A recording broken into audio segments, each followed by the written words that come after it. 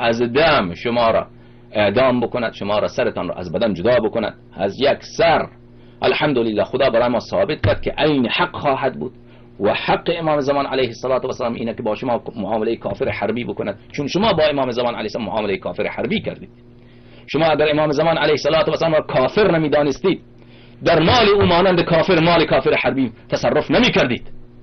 مال امام زمان علیه السلام اگر مال اندازه مال خودتان حرص بر حفظ او ندارید که در اون راهی که مال مصلحت کسی که مال این مال منه، من این مال خدا در اون مال راهی که مصلحت خودم باشد صرف میکنم، درسته یا نه؟ شما مال امام زمان علیه السلام را مثل مال کافر حربی که در اون راهی که مخالف امام زمان علیه السلام اغلب اون را مصرف میکنید.